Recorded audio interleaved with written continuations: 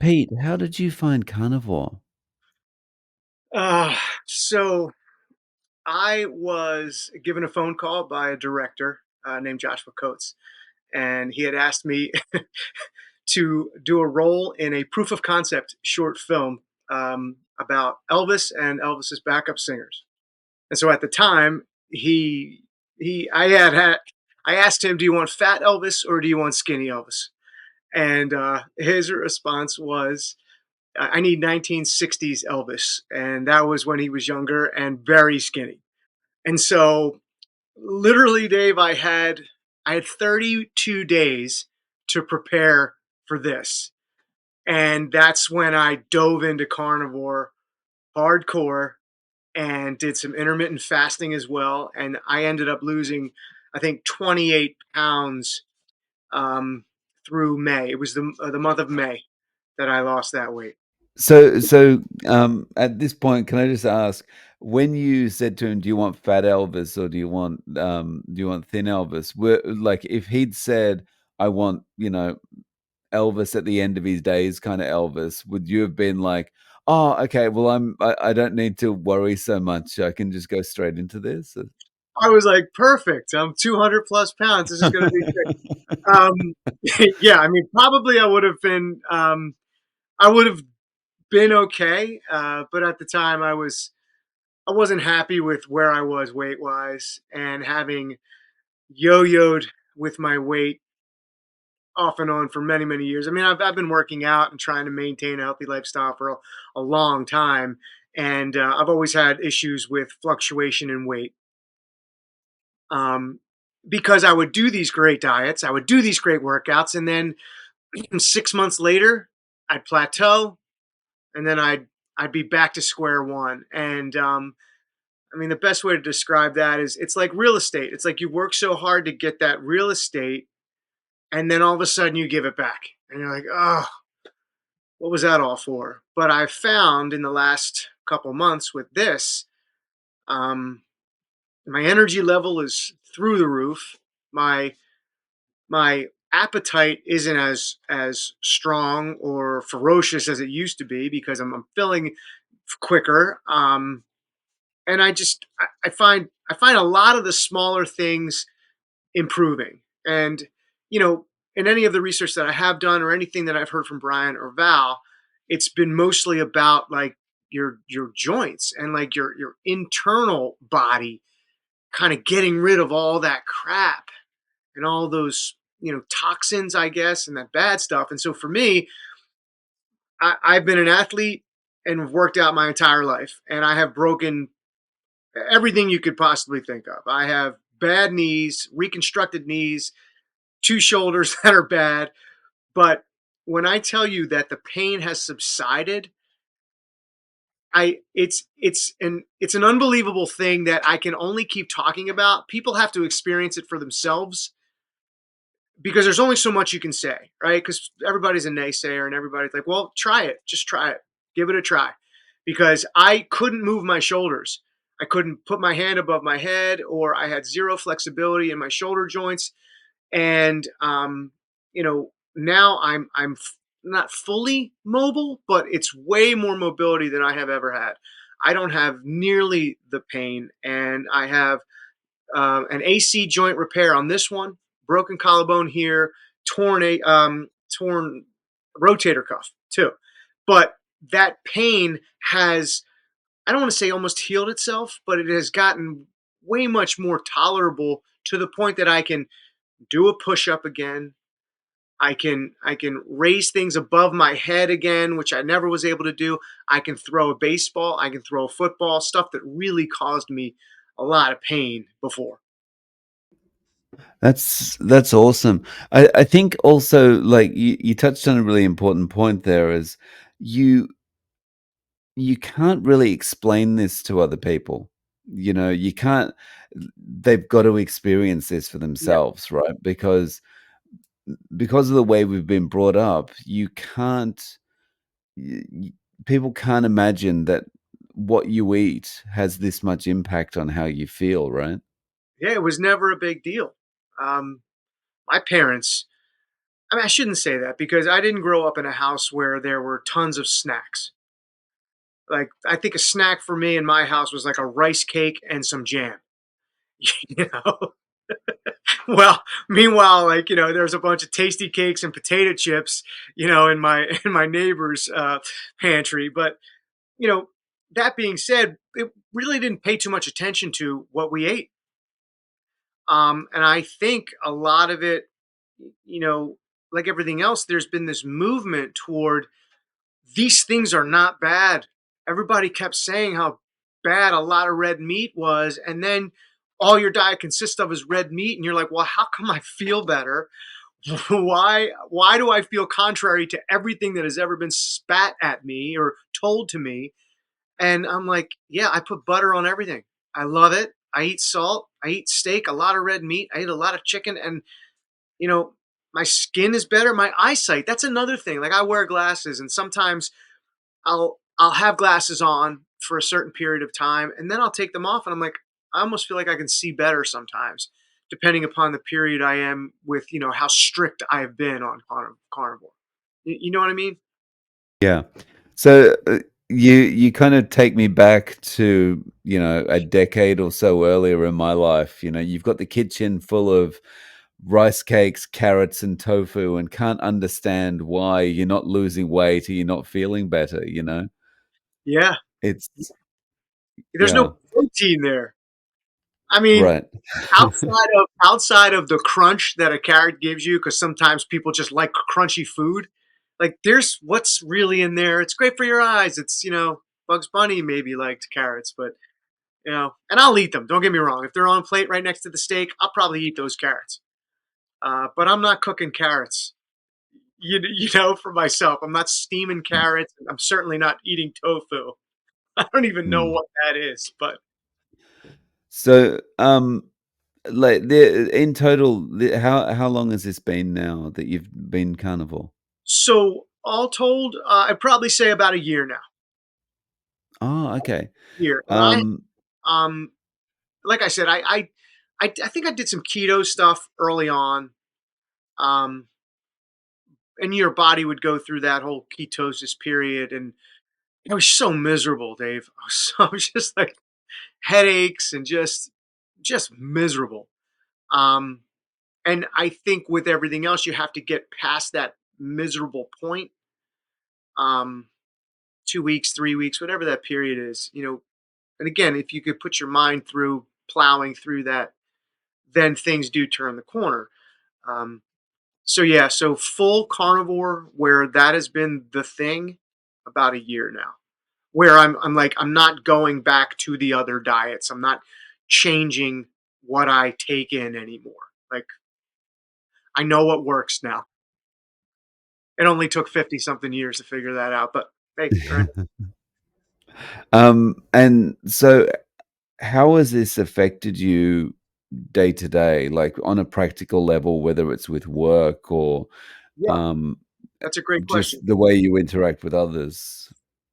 Well, I feel more energetic. I think I've always kind of been a social person, so interaction is just kind of been easy for me. But I feel brighter, if that makes sense, more alive. And my job, like sometimes I'll have to be on my, bending down or being on a knee or working underneath a car or in a crawl space doing some electricity work, and I can function now without the pain of I don't know how I'm going to get out of this crouched position. Somebody might need to help me up because my knees are like locked and I can't move them. So that has changed completely. And that's from a practical standpoint, like everyday daily movement of, something silly like taking something and placing it on a shelf. Like that used to cause me great pain. Opening a window. Like that type of stuff I do with ease now and don't even think about it.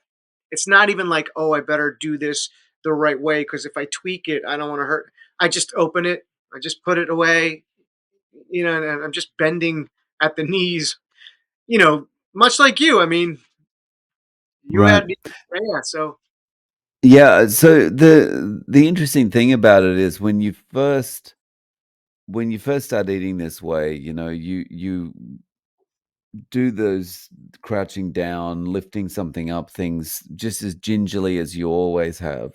And it's like, "Oh, this is gonna hurt, this is gonna hurt. Oh, it doesn't hurt." And that realization that comes across your mind is like, "This is amazing." Yeah, and exactly, and I think that holds true for everyone. If you can actually go and feel and have practical application for the results of what it does, that makes you move forward. I they tease me all the time because, well, and we'll get to that later, but I saw abs for the first time in a very long time, and I was like, "Ooh, oh, I'm going to eat some more steak, I think." Like, whatever I'm doing here is working because I haven't really done a sit up in a long time. And all of a sudden, like, my body's thinning out, and, I can see that. And I tease all the time that I've always had a six pack. It's just been sitting in the back of the refrigerator. So, how have you been eating to get to this point? Like, what does a day of eating look like for you? So, daily eggs every morning, cooked in butter. Um, I usually cook about 5 eggs, and little salt to them, sometimes some hot sauce. It all just depends on what I'm feeling. And then for lunchtime, it's usually some type of ground beef or chicken or steak that I'll have, meal prepped or prepped the night before. And then for dinner, the same thing. Like, it all depends. Sometimes I'll do a fish, sometimes I'll do a chicken or a steak, or, whatever I didn't do for lunch, I'll do the opposite at dinner time. So it's 3 squares a day for me. I don't have, like, a need to eat any more than that. Sometimes it's 2 meals just depending upon, my window of fasting. I try to have my last meal at 7 p.m., so I'll eat whatever I want until 7, and then the next morning, I'll either start at 10 or 11 to start eating again. And I found that I'm not hungry. Um, I have all the energy I need even through workouts. Uh, I should mention I do some protein shakes in between there sometimes if I'm feeling like my energy is getting low or starting to peter out. Peter out. Um, so I'll do a protein shake in between there, but that's rare. That's rare. So, in the before times, how was your snacking? Like, what's the difference? The difference is, like, I was one of those people um, I would eat a meal and then I'd need like a little sweet, a little something sweet afterwards. And that could be a piece of chocolate, it could be cake, it could be ice cream. It's just something sweet. I needed that. Um, until I read that your body never craves sugar. And I was curious about that. I'm like, oh, that's interesting because I have these sugar cravings all the time, and it's not because your body doesn't crave sugar; it craves salt or something else. So Val turned me on to like electrolytes, like the powder, or just throwing some electrolytes in some water, and that quelled the craving for sweets. And then I would just do some butter or some salt, which also quelled the craving for sweets. Um, but at that time too, when I was working out, I'd be like one of these guys eating 6 times a day. I'd have 6 small meals or 7 small meals throughout the day. And if that last meal was at 10 p.m., it just didn't matter because I'm like, I got to get 6 meals and I got to get 6 meals in. And again, sometimes that worked for me, but then I would reach that plateau point, and then everything that I worked for would just kind of disappear. Where I can tell you for a year now, I have maintained this weight that I like, the physiology of how my body looks. I have been able to maintain that. And, some days are better than others. Like, some days I'll eat a fish and then wake up the next morning and I'll be like thinned out. And I'll be like, all right, let me figure out what I ate yesterday because I like the way this looks. Let me figure that out. I like the way I feel today. My brain feels clear. I don't feel foggy. So I kind of backtrack and write some things down sometimes about, what had put me in this state that I'm in today. Nice. So, what kind of feedback have you had from family and friends to find this a bit weird that you're not eating like lots of bread and stuff? No, that's interesting because I am 100% Italian and we grew up on bread.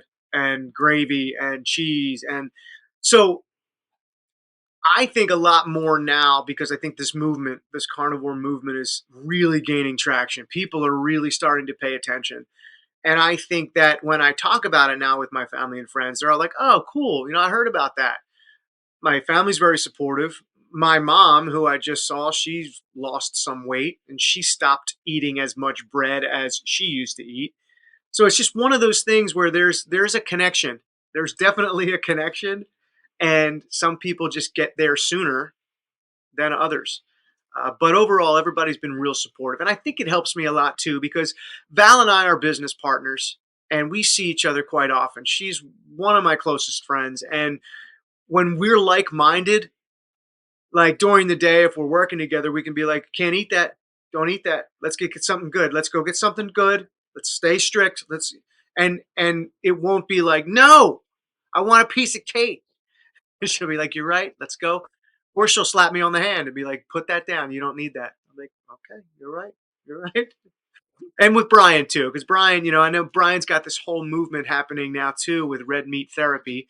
Not sure if he told you about that, but that's a channel that he's starting, and and I love the those three pillars of what he's trying to do: eat meat, lift heavy, and cry hard. Those things are great, great things if you think about it. And I tease them that I am probably the cry hard guy. Val is definitely the lift heavy because I have seen her do some crazy things, not only physical, but mentally.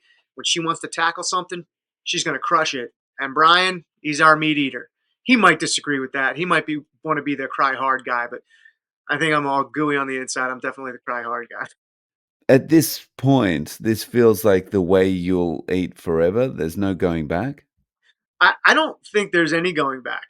Um, I have a certain feeling now of I guess what we would call when we were growing up or when we were playing sports, what is your fighting weight? What do you feel good at? And I feel like this is my fighting weight. I feel good about who I am right now, physically and mentally. So I see no reason to go back at all. I mean, I don't see a reason to. Um, it would be great to influence other people, which I know you do an amazing job of doing. You have a great following, and I think that's why I really wanted to come on on your show, um, because I just wanted to be one more testimony or testimonial to what you have believed in for so long, and people are starting to believe in. Yeah, well, I mean, thank you for that. It's great to have you on giving your testimonial. Um, so imagine a friend came to you and said, "Okay, well, this this seems a bit weird based on everything I've been told about diet over my life, but I'm willing to give this a go because I've got some weight to lose, and I'm feeling a bit of joint pain as well. So I'm willing to give this 90 days." Yeah, What would you recommend to them to give them the biggest chance of success? I think I would agree with them that it's weird because it does contradict everything that we have ever been taught. I'd be like, you're right, it is weird. It goes against everything that you think should be right. But try it. And 90 days is a good start. I mean, get through that first month and you're going to start to feel differently. When I was first told you're not going to be as hungry because of the protein intake, I'm like, I'm hungry all the time. But there's a truth to that. And again, I have to have the results in order to experience that. But um, I will say that I'm like, it is really going to go against everything that you think it should be. But when you start to see the results, when you start to feel better and pay attention to those aches and pains. I mean, I was like Rice Krispies when I would get out of bed at night to use the bathroom. My joints were popping and cracking like crazy. And I'm like, this can't be. Like I can't be this bad. And so my advice would be just do it. Try it. What else do you have to lose? And here's the thing, you won't even know that you're losing the weight unless you want to jump on the scale every day. I did not do the scale every day. I knew I lost weight when I went to New York for a fitting, and the fitting that they had for me was 2 sizes off, bigger than I was presently. And then they did measurements on me right there at the fitting, and that's when I knew I lost the weight. And so I would say other people are going to see it faster than you start to recognize it, but you're going to feel better. And so I would just stick it out like anything else. You just have to try. I needed my mind to catch up. Like my mind has to be willing to be ready to try a new thing. I got to get my mind right. I'm sure I'm not alone there. Other people are just like that. But that was for me. So again, I can tell everybody, hey, look, if you're looking to try it, just try it. Go get some meats, go get some butter, like try to get rid of all those carbohydrates in your life and just see if you can do it for a week. Try a week. Try 3 days. Just you have to start somewhere. And then eventually you'll start to build the tolerance up because you'll start to notice the change. I I'm not angry, but I'm almost pissed a little bit that all of this was lie. It was a lie, essentially. A big fat lie. And you're like, man, I believed in all of those health gurus. I saw, yeah, maybe you know this guy, Dr. Paul Saladino. I kind of pay Oh, attention. yeah. Okay, great. I was paying attention to him at the time that I started this a little bit ago. I bought some of those supplements um, for heart and soil, I think it's called. I was just paying attention to what he was talking about, and I didn't have the patience at the time to look at the all the macro ingredients or all the ingredients and some stuff. I would just take his advice and say, go get this type of thing. Go get a grass fed steak. It's okay to have a little fat in there. Go get this type of butter. Try tallow. And so I would just started there. I'm like, oh, this is actually pretty good. So my advice would be, hey friend, just try it. Start and start tomorrow. Or if your mind's not there, start Monday of next week, but just start. Good advice. Just rip the Band-Aid off and do it, Yeah. yeah. Yeah. Mm. Yeah, so, Pete, is there a way that people can reach out to you? Do you have any social media or any way of getting in contact? So Instagram is Pete.Postiglione. I'm hoping you have the spelling of my last name. It's a it's a big long Italian name. And then I'm on IMDb too on the Internet Movie Database at Pete Postiglione. You can find me there. Um, and then PetePostiglione.com is my website. Nice. So I'll link to all those below. Thank you. Pete, thank you so much for coming on and sharing your story. I Oh, really this is great. appreciate your time. Thank you, D Mac, for having me. I appreciate it.